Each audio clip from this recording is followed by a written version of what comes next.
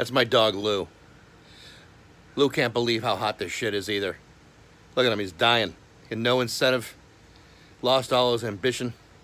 He had a lot of chores today, had a lot of things in his mind. Now look at him, barely breathing. It's so insanely hot. I can't tell you how hot it is. I'd like to tell you how hot it is, but if I stay out here for more than 5 minutes, I'm going to evaporate and be nothing with a puddle with a Rock 102 t-shirt on top of it. You don't want that.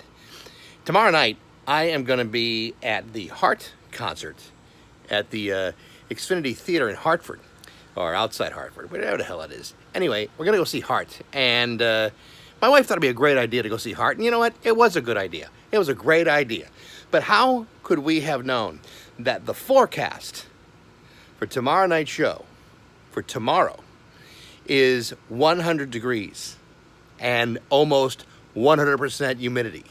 Not only that, but the heat index, which is like the wind chill for heat, says it's going to be like 110 degrees.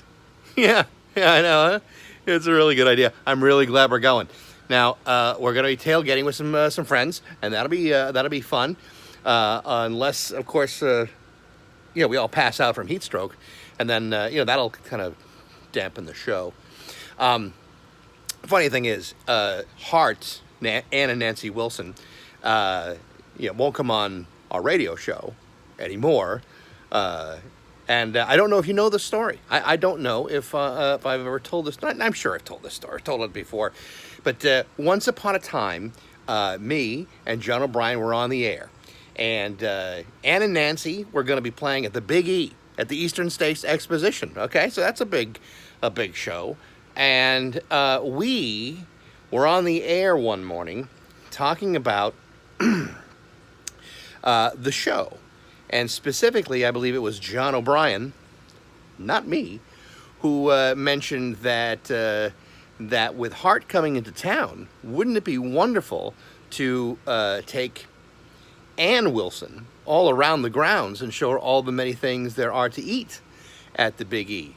Yeah, that's right. There was a wee bit of fat shaming going on in that show that day.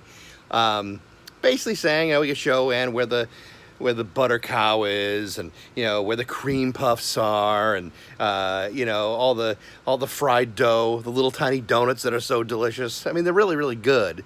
But I believe it was described as Ann Wilson would be chomping down around the Big E like Miss Pac-Man does to ghosts. Chomp, chomp, chomp, chomp, chomp. It was offensive, and a long time ago. This is like 20 years ago. And today, I would never have said something like that today. And I would not have agreed to something like that. Because, as you know, I've struggled with some portly things myself over the years. Anyway, that day, we were broadcasting from the Big E in a gazebo. And we had a big Rock 102 sign, or wearing our goofy little Rock 102 t-shirts. And lo and behold, Ann and Nancy Wilson come walking by. I swear to God, this is true. And they're about, I'd say, good 12, 15 feet away from us. And Nancy Wilson of Heart says to her sister, "Hey, Ann, I think those are the two assholes that were talking about you this morning."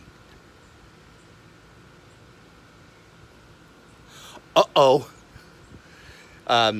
Needless to say, they were not available for an interview at that moment. And several years later, when they had another concert in the area, they were not available for an interview then either. So there's a chance, slight chance, that we may have offended them.